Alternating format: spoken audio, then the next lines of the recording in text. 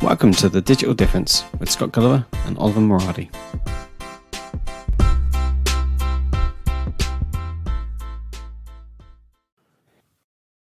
Hello everyone, welcome back to The Digital Difference with me, Scott Gulliver, and of course, Oliver Moradi. How has your week been, Ollie? You doing all right? Anything new? Week's been all right. Nothing really new. Nothing else to report, really. No, fair enough. Okay, so today then we're going to be talking about the future of digital apps. And Ollie, you've prepared this one, haven't you? So you're going to be talking us through some of the thoughts you have around where apps are going in the future, what that might mean to businesses and how we're going to get there, I guess. Yeah, and I think this is going to be a really important topic to discuss because I think this is something that's going to be fundamental to the future of digital. And I just wanted to sort of cover it off today. Very lightly, obviously. We'll go into a bit of detail with it, but there's obviously so much more you can do out there. So, after this podcast, if you guys want to go out there and research it, that'd be great. So today we're basically going to talk about, like Scott said, the future of digital apps. Digital applications at the moment are becoming a crucial and integral part of everyday life. We saw that from the start of basically touchscreen phones, if you want to think that, early on, web apps as well. Say back in the early 2000s, these came into the form of what you take for granted nowadays is maybe your messaging apps and your contacts, but they're all digital apps and they're all there to help you. And over the last, I'd say, 20 years, they've developed into something huge, and they are continuously developing as well. So we've only really just started to scratch the surface of their true potential. And as new technologies are continuously developing, we're seeing apps develop as well. So, technologies and software advancements, for instance, like cloud and AI, are rapidly developing at the moment. And they're starting to be used more and more in modern day apps. So we're seeing an increased usage and reliance on these apps. And an advancement in app tech at the moment, it's really good to sort of understand where it's headed, because you can then map your business goals around that. I think that if you kind of understand where the future of digital development lies, and especially within applications, you can sort of understand, okay, well, how can these help me? What can I do to use these going forward to help my business grow? And what can I do going forward to use these to help me grow and help me develop my business? Yeah, I mean, apps are pretty, it goes without saying, doesn't it? Apps are just getting more and more important in our lives, I guess, as the way that we do things. And you're right. I think we're seeing a lot of adoption of kind of bespoke apps and specialist apps from companies. And I think going forward, we're going to see a lot more reliance on that, aren't we? As kind of consumers look for the companies that have apps that will ultimately make their lives easier or better, or make it easier to use a service. So I think, and as you said as well, technology seems to be rapidly accelerating as well alongside this. And whereas a lot of things that were once seen as kind of gimmicky in terms of making use of that tech in apps, it's just becoming more and more the norm, isn't it? And actually unlocking a lot of power within apps that businesses can develop for their audience. Definitely. And you'll often find that the gimmicky stuff tends to be the more expensive stuff, and it's nice to have, but to actually own or to use, but to actually own, it's quite expensive. And I find that gimmicky stuff, like you said, and I find when I say gimmicky, I kind of I mean like AR, VR sort of things, which we'll cover off a bit more later. Like, they have been gimmicky in the past.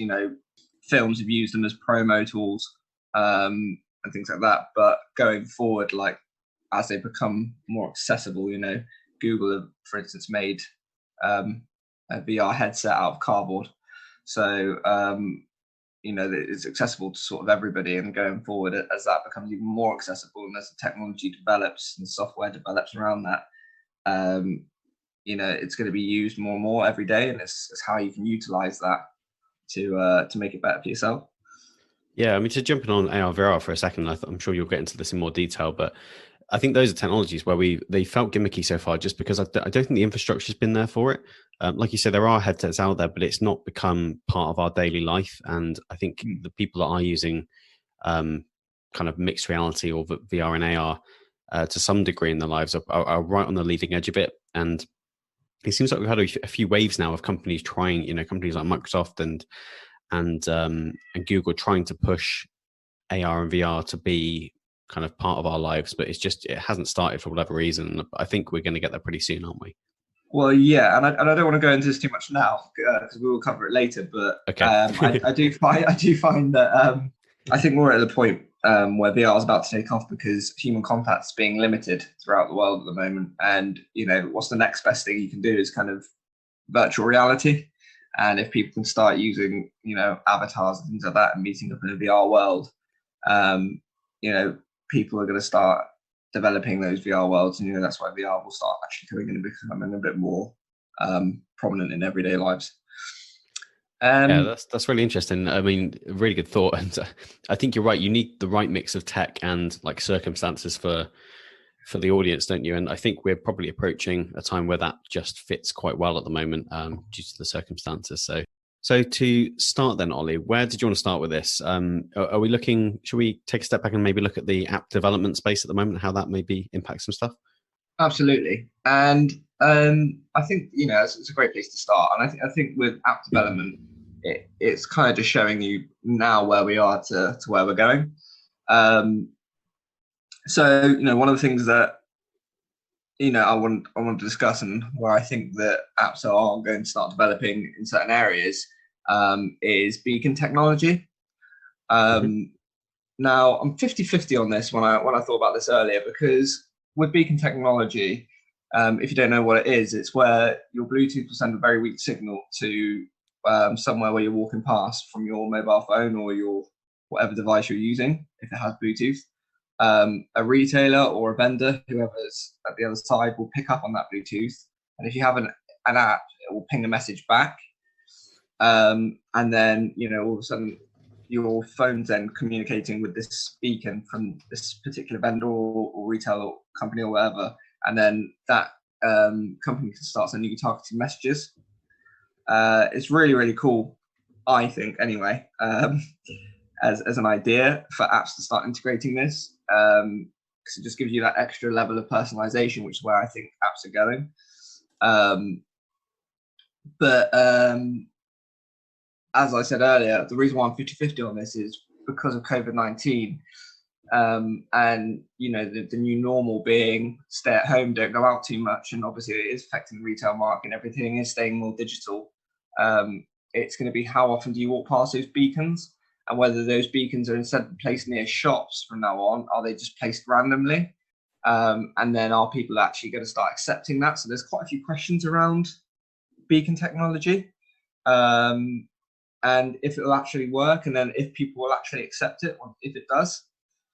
Yeah, that's a really good point. And I think, there is this time that we're in now, isn't there, where we are kind of staying away and staying home, but we're going to get back to normal eventually. And actually the current investigation of this technology and the kind of furtherment of it is going to have impacts in 2 to 5 years when things will be getting back to normal. And I think what's really interesting, as you say, this has massive impacts in terms of massive applications in the retail space and other kind of physical spaces. Really interesting uses. I mean, Apple announced at the developer conference earlier this year their new app clips, where essentially where you're within a new premises, you can quickly have like a small snippet of an app rather than having to actually go and install the app, actually load instantly on your phone. So you can go into a new store you've never been to and instantly use their app within their store without having to go through any install process. And actually beacons and those types of things might be really useful for AI like Siri to actually go and suggest these clips to you, or other things that might be relevant. Just layering something like AI on top of an awareness of where you are physically could be really powerful. Absolutely, definitely. And I think that, like you said, that they perfectly complement each other. And I think this is where the future of app is actually going, and especially app development in itself. these sort of like new tech, this sort of new tech and this new software coming out at the moment is really going to boost. Is that they're going to complement each other and allow each other to grow at like a much faster rate. And I think we'll see this sort of technology becoming really quite involved in sort of everyday lives going into the next few years. Like you said, when we go back to the new normal, obviously they're going to be fully functioning, but it actually gives companies now a bit of time to test. And I feel like companies don't test, especially developers. I feel like there's a lot of pressure on developers at the moment to build an app and just get it out there. So I think it might actually give people time to sort of sit down and go, okay, we're building this, we're going to test it, and we're just going to chuck it out there. I wonder though whether as well, with apps becoming more and more important at the core of a business, whether competition will drive some innovation there. Because you're right, I mean, testing's one thing, and it is difficult to test with real world circumstances with new technology, especially, you know, you can do it on a small scale, but scaling it up, it's hard to know what impact that's going to have. But actually, like you say, just in terms of getting an app out there, I think there's going to be a lot more thought. And I know you want to cover this later, so we won't go into detail, but around kind of the user experience first and foremost, and then driving some innovation in how you achieve the best experience rather than just copying the competition. So yeah, it should be a really interesting few years in terms of the differences we should see, hopefully. Absolutely. And obviously with popularity comes more competition, and we're going to see, I think we're going to see that more often. And, you know, maybe you're right in terms of, you know, if there is that situation of, you know, like that competition, maybe quality does increase. Maybe we'll start seeing some really, really good apps out there. I think it has to, in a way. Yeah, absolutely. It's all part of the evolving, isn't it? It's all part of that next stage in the digital evolvement. You know, and this kind of brings me on to 5G, because I think with 5G now coming out, I think app developers can now start to have a bit more creative freedom. You know, with 5G now, it's almost 100 times faster than 4G, they're supposedly saying. So, you know, like 3D gaming, we talked about VR and AR earlier, how it wasn't so easily accessible. Now with 5G, I think those kind of things are very accessible on the move. And going forward now from a developer's point of view, with more and more people using 5G, I know that 5G came out and all of a sudden I think people like Samsung started to like trying to build chipsets as soon as possible to try and support 5G. I think everybody sees the potential within 5G, and it's now sort of a developer's dream to go out there and be able to have that creative freedom to create what they want and actually know that their users are going to be able to use it. Yeah, reducing friction is key, isn't it, in all of these new adoption spaces? And that might be a big reason why VR and AR hasn't been developed to the level we have, just because the speed hasn't been there to deliver the experience that we expect. And as you say as well, you know, from a developer point of view, that not only is the speed making it easier, so it's one less thing for you to have to worry about and engineer around, but then also, you know, the kits these days are just getting easier and easier to use. Things like Unity, it's kind of out of the box, one click, and you've got AR there ready to go. You know, really powerful stuff to start building on top of.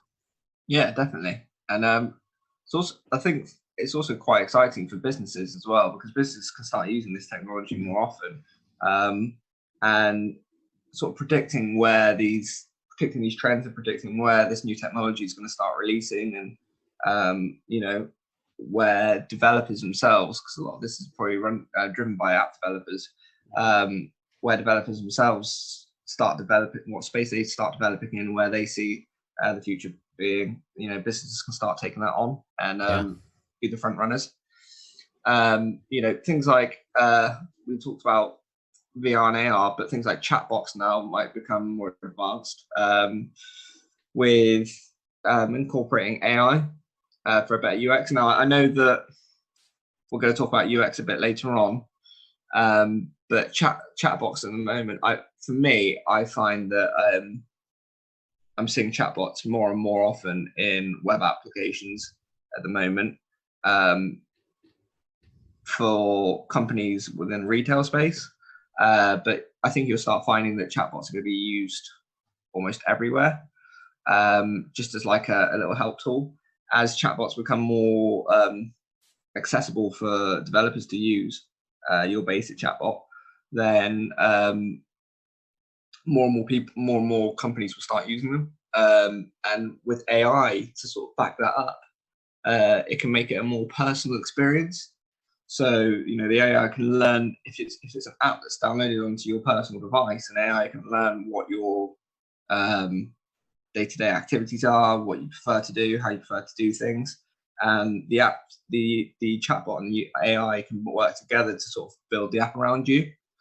I know this is more going into the UX side of things, and we'll speak about it a bit more later, but I think it's just really quite interesting how that can, how that might actually become a bit more involved in everyday app use.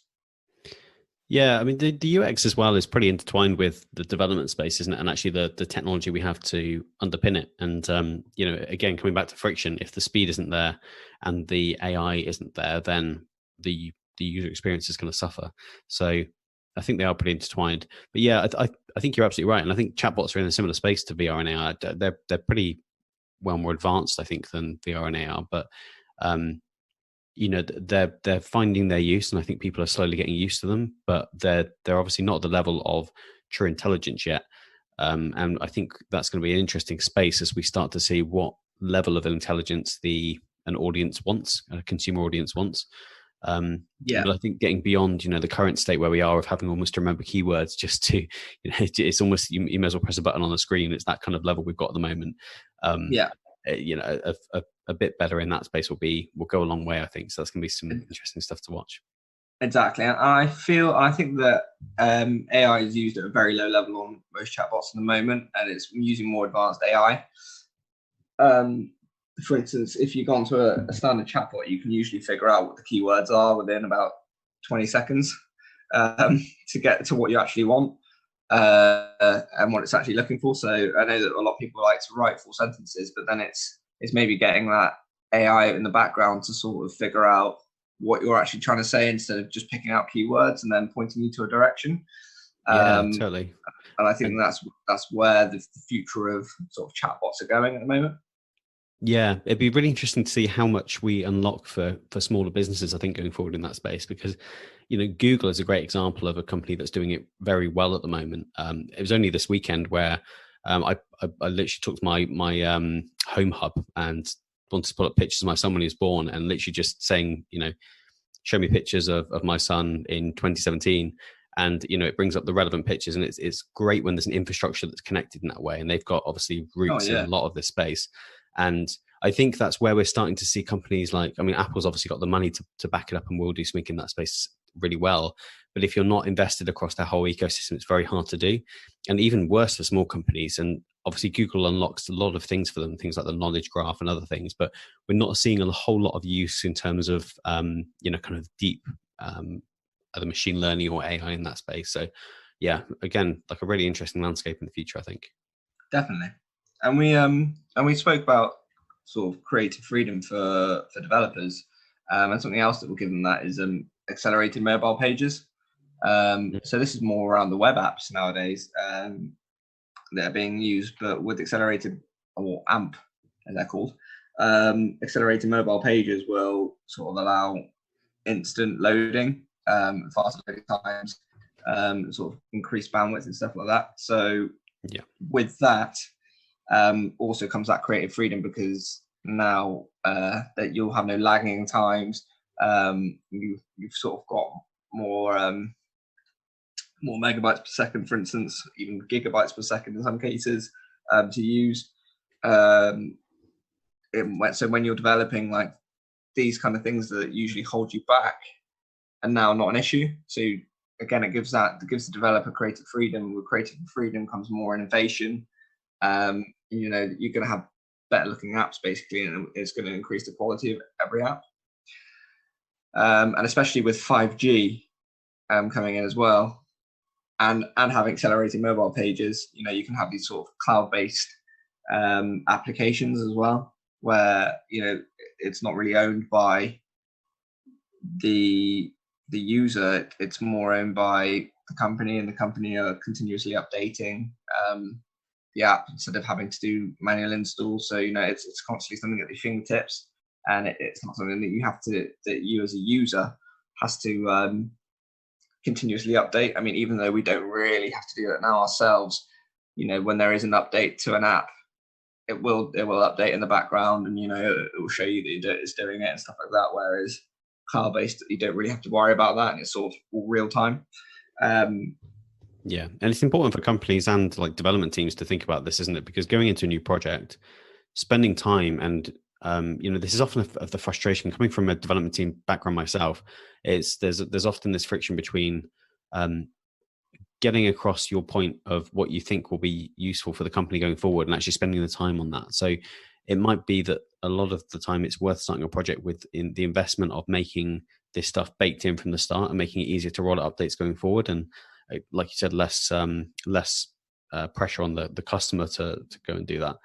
And it's all about, I think, finding a way to speak that way in the business sense going up. So I think it's really important for companies to start focusing on this going forward, because again, coming back to competition, we're going to see more and more that companies are leveraging this type of tech, and people will just expect it to be there.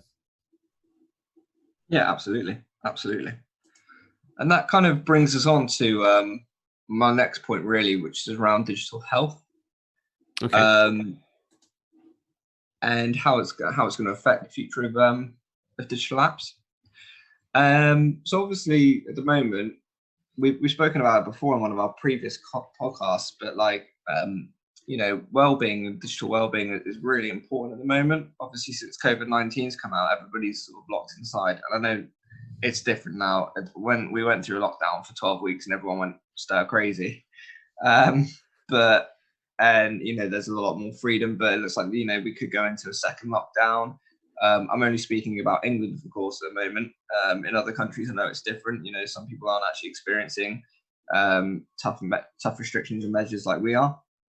So it's different for everybody, but I still think digital health is on the tip of everyone's tongue at the moment. And obviously, when there's such a huge impact to global society, there's going to be an impact to digital around that as well. Digital is going to come in to sort of aid that in some way, and I think this is where digital wellbeing and health is going to come in and actually help with this. And we'll start seeing this in the development of apps, I think. At the moment, we look at companies like Google, who have actually created or started to create digital wellbeing apps in the background of their technology. And I think that at the moment it's going to be something that's going to be used quite a lot more across the board. They've only really scratched the surface. So with Google at the moment, you can go into your phone, you can tell them when not to go on it. It can give you updates as to what you've been doing, how long you've been looking at certain things. If you've been looking at social media for too long, maybe it will give you little updates as to maybe when to turn your phone off and stuff like that. So at the moment, it's more used as an analytical tool. But I do think that going forward, it will start playing an increased part within apps itself. And I'm going to go into that a bit later on, but also within technology. So every day there's going to be,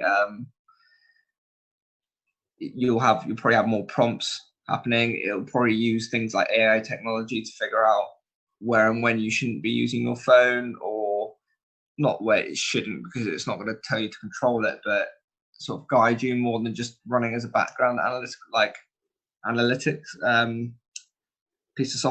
piece of software, if you will. It's a balance, isn't it? Because the analytics have been great, I think, in just giving some awareness to people, and some of the stats you can get from your own device can be pretty eye-opening. And as you said, like there's definitely scope, I think, for maybe more important apps to come to the forefront, because I think as we start moving towards, we were before the pandemic hit anyway, moving towards a world where we expect to do more through our devices and want to do more through our devices and more kind of remotely rather than in person. there's definitely scope for apps and our devices to be right at the center of that. But equally, we need to be at least give some awareness to consumers, and also maybe start being a bit more ethical in our design of our apps to take away that that need to keep going back every 2 minutes of the day and keep checking our phones. So yeah, there's definitely a balance to be struck, I think. Definitely, and I think that, like I said, with these digital apps at the moment, they're only used as a sort of analytical tool, and perhaps going forward they'll be used more than just for analytical data. Maybe that, like I said, with AI being thrown into the mix, perhaps there'll be some sort of actual use from it. And I'm not saying, I don't mean it in terms of that you can't use it for the analytical data right now. It's quite interesting to see, but a lot of people like their phones to do things for them, and maybe going forward, there's going to be scope for that to happen instead.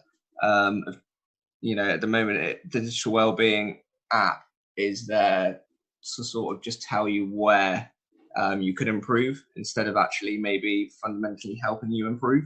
And I think that going forward, that might be something where we'll see these sort of apps develop into that sort of space, where they'll actually start being able to prompt, and AI might be able to start changing things for you.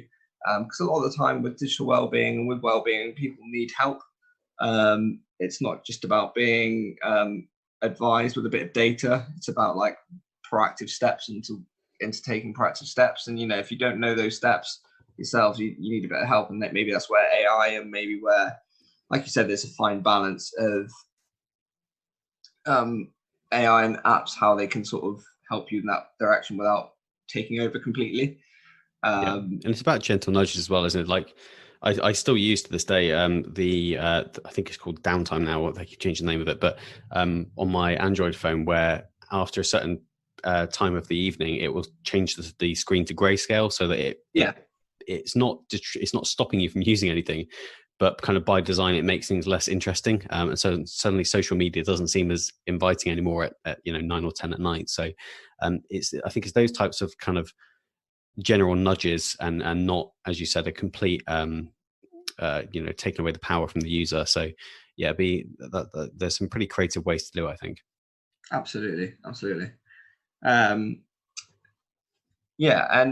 I think going forward, we're talking about digital well-being, but maybe physical well-being as well, so that sort of digital health as a whole, with people sort of staying away from each other a lot more often. And I feel like with digital, I'm not trying to like say society's going to recluse into itself, everyone's just going to stay home and just use digital to communicate, but there will be, I think this is going to be an eye-opener with the recent events with the pandemic around the world. So sort of going forward, I feel like there's going to be sort of encouraged to not go to places when you don't need to, especially for the next few years. And this is where maybe apps will start developing around helping the medical industry, for instance. So things like wearables can sort of take your heart rate. You've got goggles now that people can wear to like actually look at your body, or to look with cameras on them so they can look at your body and things like that. Maybe that's where doctors will start using things like this. Yeah, it's interesting that you say about the kind of society reclusing, because like I don't think it's going to go there, but people are already looking for this anyway. I think you take something like Apple Health, where they're already kind of scanning your heart rate and sleep, and now with the new watch that's just been released, even things like blood oxygen levels. And I think there has been this desire for a long time for people to start taking their data into their own hands, and like you've said, I think there's probably scope that this will start to change the way that the health industry operates as a whole as well. Yeah, absolutely. And mobile phones and apps and things like that might actually start becoming the hub of your medical data. So at the moment, obviously all your data is, for instance, for us, it's with the NHS, the National Health Service. But it might be something where the NHS will have an app, for instance, and then you can download all of your background information. not only that, you can then communicate with your doctors through that, and using things like Wear OS and things like that. You know, and all of the new sort of wearables that are available to us at the moment. You know, we can communicate to our doctors, and we communicate to the medical industry. And like you said, now these wearables can actually do so many good things for your physical health. And like by reading your physical health, you know, it can be there could be that sort of constant real-time feedback. And with AI working in the background as well, it can start picking up irregularities with your health, start pinging messages off to the health service. So, you know, going forward, I mean, I think there's can be some really positive changes in this. And I think that, you know, had we had this pandemic happened a few years on, and maybe things like wearables were a bit more available to people, and this sort of technology was a bit more available to people, we could have actually really used it with tracking symptoms and things like that. So I think that going forward, companies are going to really start focusing on these sort of health apps.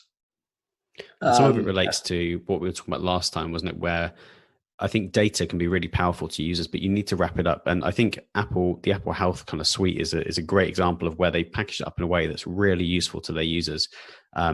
And, you know, there's an obvious benefit to people using it. But I think, you know, like what we were seeing with the kind of test and trace app, I think a lot of people out there still don't trust even things like that have been released in theory for the public good, just because people don't trust data still. So that there is a balance. I think you really need to work it in a way, just like Apple does with its products, of making things very user focused and very easy to use as well. Yeah, and you have to also give the users a level of trust as well, that you know that their data is secure. And I feel at the moment as well with applications, because there's so many out there, especially within the Play Store within Google, where it's easier to build an app. People are a bit reluctant to give over their details and their information. So when it comes to things like your medical information, I mean, that's you know, some of the most secure information that is important to you. You know, you need to have that level of trust with that app, and I think that's where businesses need to start building that with their consumers. Absolutely. And this sort of brings on to user experience now, and I think that, you know, we've spoken about it quite a few times over the last few points. So I think that I'll keep this brief, because we'll continue probably to talk about it as we go on as well. But again, with the user experience at the moment, you said it earlier, Scott, I think it's sort of the core principle of any developer when they go in to start building an app. It's like, well, why are we building this? And, you know, how can we build it to the best sort of experience for our users? I mean, I know that when I go in to start designing anything myself, that's one of the first things I think of is, I mean, what's the user going to think when they come into this? How easy is this going to be for the user? Because you can make something really complex that's very personal to you, but it doesn't mean it's for everyone. So I think that obviously that is at the core of every bit of software that you design, not just in apps, but you know, going forward, it will be definitely even more important to app development. And it's great to see companies taking it seriously now, isn't it? We've seen a real trend over the past kind of 5 years or so of companies starting to really take UX seriously, and you know, hiring teams to look at their products. And actually, what's been nice is that they haven't just looked at development in a lot of cases, but we've seen a lot of companies adopt UX as a principle across everything they do. And I think it's really powerful when you do that. But like you say, it really does relate pretty well to apps and our experience with them. Definitely. And I think the first thing about with user experience now is about personalization. I think going forward, personalization is going to be key in everything. I've said it a few times before already, and especially within the use of AI trying to make everything personable, and, you know, making you feel like when you download something onto your phone, it's there for you, not there for a community to use. And, you know, you have to sort of fit in with the app. It's more like the app fitting in with you. And I think this is where things like targeted advertising and personalization is really going to come in to play going forward. With AI, user experience is going to increase tenfold, because AI is going to figure out who you are as a person as soon as it comes onto your phone. And I know that kind of sounds scary, but I'm not saying that in a sort of creepy stalker way. It's just going to understand how you like to use your technology the best way possible, and how you like to operate, and then it'll change itself to help you. And that's what it's there for. In the end of the day, it's there to help you. That's what AI does. That is its fundamental purpose.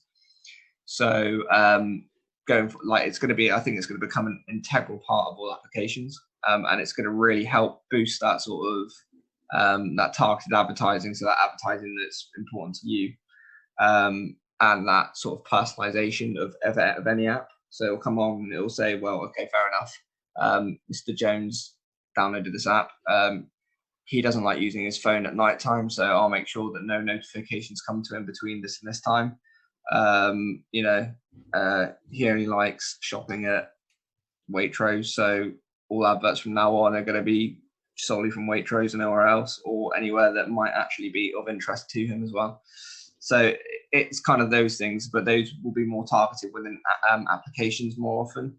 At the moment, we don't see much advertising, and I'm going to go into this a bit later on, but don't see much advertising. And I think that going forward, AI will probably be a bit more prevalent in targeting, sort of targeted advertising and personalization.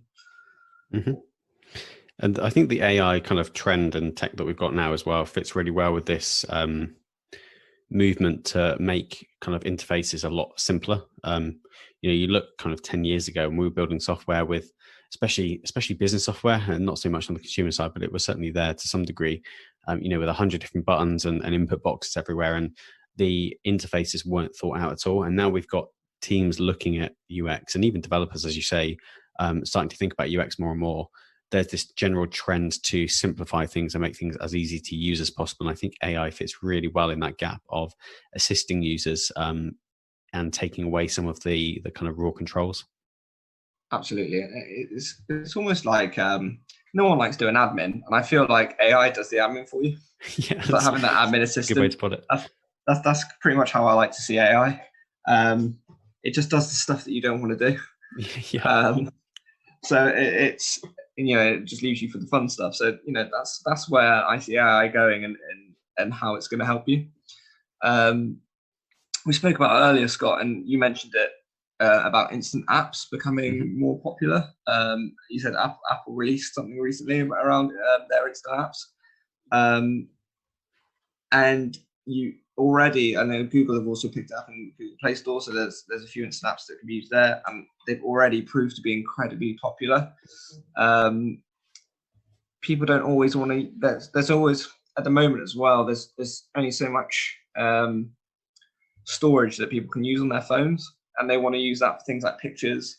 And I know that obviously cloud-based comes in, so a lot of the time people are just uploading straight to cloud, so they can free up storage. But even so, I mean, at the moment, because apps are so big, 15 good decent apps will fill up most of the space on a 64 gig mobile phone or cell phone, sorry.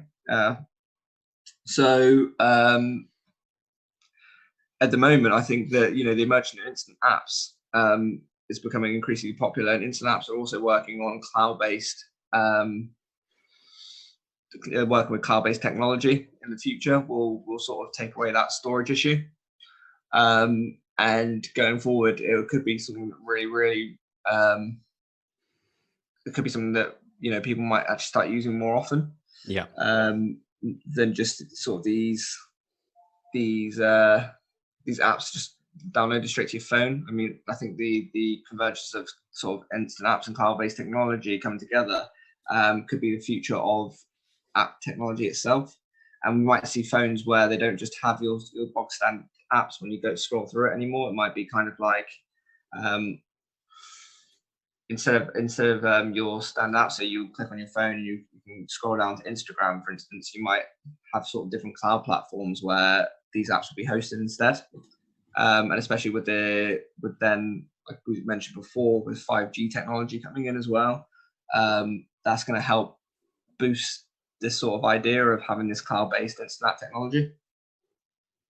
Yeah, I think instant apps are really interesting, and there's definitely, I think there's even more scope for them to be used. And I think actually where they are really relevant at the moment is with smaller companies and smaller businesses. For those companies who are just big enough to have made their own app and experience, maybe it's an ordering experience in a store or something similar, or even being able to browse a catalog. I think actually getting access to those just at the right time, and they're the type of apps that most people aren't going to bother installing from the Play Store and finding and then keeping on their phone, cluttering up their device. So I think actually having instant access to some of those for the smaller companies is a really powerful thing for them. Yeah, absolutely. And business, with the experience as well, businesses might even start using these apps more often. I mean, at the moment, I don't know about your experience, Scott, but I feel like all businesses, larger businesses especially, not smaller businesses, but larger businesses especially, are still a bit archaic in sort of the technology that they use. Mm-hmm. And some companies even still using Windows 7, for instance. I feel like the future of user experience within business is the use of apps and applications. We might see ourselves moving away from laptops and desktops to more iPads and tablets. So I think that going forward, apps might play a really important role in how businesses sort of operate. And with these sort of apps and with 5G coming in and things like that, it's going to make someone's job a lot easier when they're on the move to use these apps and to sort of to perform like these menial tasks. And with AI coming in as well behind these apps, day-to-day admin tasks, which people might find really that they might struggle with every day to keep up with, sending out your standard responses or doing your daily checklist activities. Going forward, this might actually be something that's going to really help businesses to use. So I think that apps might actually play quite a relevant role going forward into most businesses. Yeah, we're using so many different software applications on our desktop devices, aren't we now? And I think it's really interesting because, I mean, on the move in the past has been during your commute, but I think as more and more people look to work from home, having access to the same applications you use on your device, especially those kind of chat applications and messaging applications, and everything else in between, really, that you use on your desktop, actually using it on your phone whilst you're around the house or maybe you're out for a walk is going to be really powerful, just to keeping people in touch and also allowing some flexibility in how they work. Definitely. And I think we see that with laptops now, we don't need to use the full functionality of laptops anymore, or desktops, or PCs generally. I think that most people can. I think that most tablets can now do almost everything. I mean, I know for a fact that I could probably do my day-to-day job almost solely on my phone, unless it came into design. So, I mean, and that's just talking about like doing the admin tasks or doing the day-to-day emails, things like that. So if obviously when it comes to design, I do need to start actually doing, I actually do need to use a PC, but anybody say within a project manager role or things like that can personally, from my experience, can easily use a tablet or a phone going forward. And I think that with apps in the background sort of helping, and with AI in the background also helping this as well, we might start seeing like mobile applications and tablet applications being used more and more frequently in businesses. Totally agree. And these sort of applications brings me on to my next point, is apps within apps. Now we spoke about, and this is just a few things that I've picked up on recently from reading a few articles, and it is quite interesting. It's more around apps running in the background of other apps, and companies actually building apps not for a user but for other apps to use within their apps, if that makes sense. Yeah. For instance, and this is only a quick throwing out the idea, with Google doing their digital well-being application, and at the moment they have installed in their technology, like their phones and their devices and bits of software. Maybe moving that as an app onto that can be integrated into other apps quite easily. So, for instance, if you're using Instagram 24/7, that digital well-being could come up, and as we said before, it might start developing where it can say, okay, well, you need a bit of downtime in this section and things like that. It can just become like an app within the app. And I think that going forward, that might be something that we start seeing a bit more often. More integration of apps that just support other apps more than sort of standalone apps that work in the background individually. Yeah, I think you're right. And like, this is where Google and Apple have quite a stronghold on this, don't they? Because there needs to be an infrastructure in place to enable kind of communication between these apps.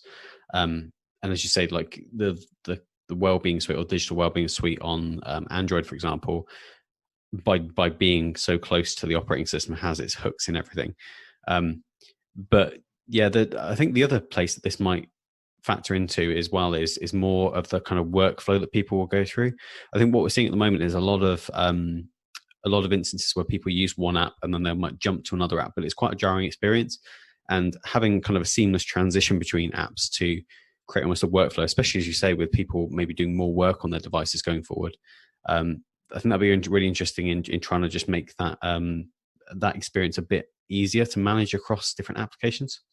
Yeah, absolutely. And so the next thing I kind of want to talk about is beyond just computing and beyond just mobiles, beyond tablets and web apps and mobile apps. We talked about it earlier, but AR and VR is becoming more and more popular at the moment. It's predicted to be a $209 billion industry in 2021, I think it was, going into 2022 as well. So obviously, I think companies are starting to see the potential of AR and VR.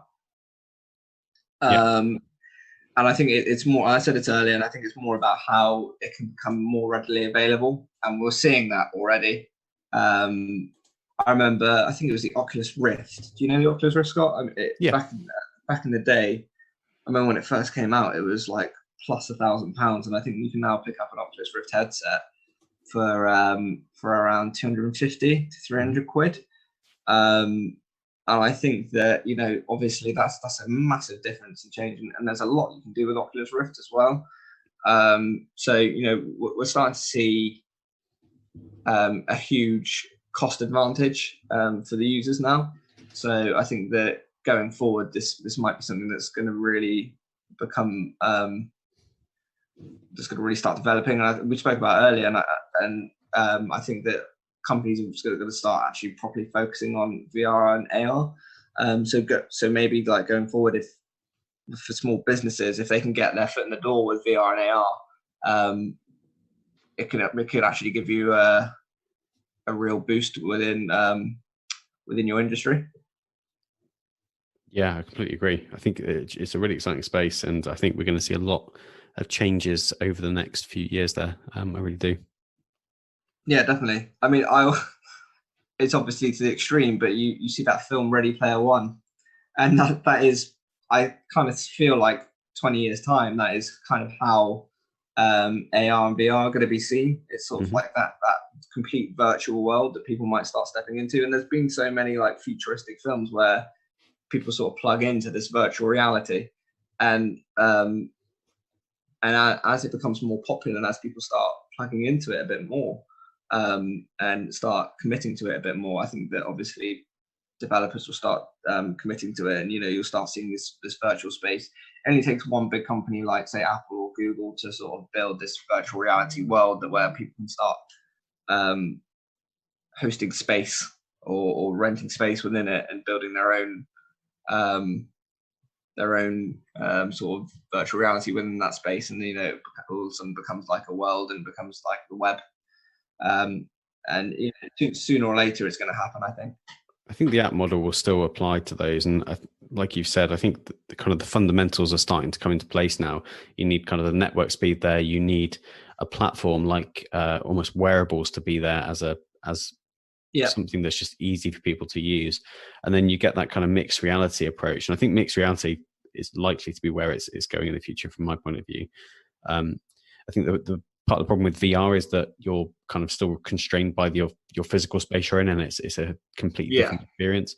I think AR and mixed reality is a really interesting space, and you take it to the extreme of like, in however many years we've got a world where we don't need, for example, screens. We don't need the TV there because we're all just watching a kind of mixed reality, and we've got these infinite screens that we can watch media on and consume media in complete different ways.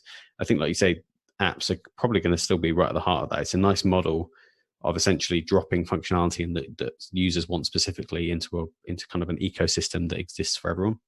Exactly, and it's quite interesting you say that, because we talk about these sort of apps working on sort of devices for AR and VR, but also with Elon Musk recently reducing that brain chip. It's how applications are going to be working in line with things like that. So you can directly send music into your brain, and if that works quite well, I don't know how. I mean, I know that they tested it enough that they are ready to sort of demonstrate it to the public. If that's working quite well, and that sort of technology develops, it's how apps are then going to start working with that sort of technology as well. Yeah. And going forward, it's how can we start? How is that going to start affecting VR? I mean, maybe we won't even need VR going forward. Like, we don't need these big headsets. It's just something that everyone will have. But this is going really futuristic. But it's quite crazy how we're already starting to see the beginning of this kind of stuff. And this is where it's important to actually pay attention to some of that gimmicky stuff, isn't it? Because, as you say, there's the future and then there's now, and the stuff that we're starting to explore already is going to start paving way for the future, as even if it is just kind of tech demos and things that seem a little bit playful at the moment, because they're going to be important stepping stones on the way to that kind of future. Exactly. And like you said, it's really important to recognize it. Let's look at, for instance, Jeff Bezos and Amazon. He recognized that there's a place to sell something on, or there's a market to sell something on the web 20 years ago, or 20 or 30 years ago, when the web wasn't that prominent in society. The web was kind of a new thing. And now look, Amazon's one of the biggest companies trading on, if not the biggest trading company on the web at the moment. So it all makes sense. We look at these little gimmicky things, but these gimmicky things can actually pick up traction, and they can become the way of life. Mm-hmm. I'm sure you can look at anybody 40 years ago and say, in 40 years' time, everyone's going to have devices in their pockets that just can connect them to everything. You can go on social media and talk to someone instantly and all this kind of stuff. And no one would believe it, but they probably would believe it, but it's not where people would have seen themselves going or see the world going. So it's quite interesting how technology sort of moves that. Yeah, absolutely. And it's just sort of picking up on these early signals of, it's gimmicky, but could it actually work? And what's the benefit of this? And it's thinking about that user experience again. It's going back to that user experience. Is this going to help us going forward? And we spoke about it before, I think, obviously with network capability, enabling creative freedom, wearable technology, it's going to start becoming more popular as well across like multiple apps. So it's going to start supporting like cross-platform integration as well. Mm-hmm. So we're going to see one app that can sort of work simultaneously across multiple platforms.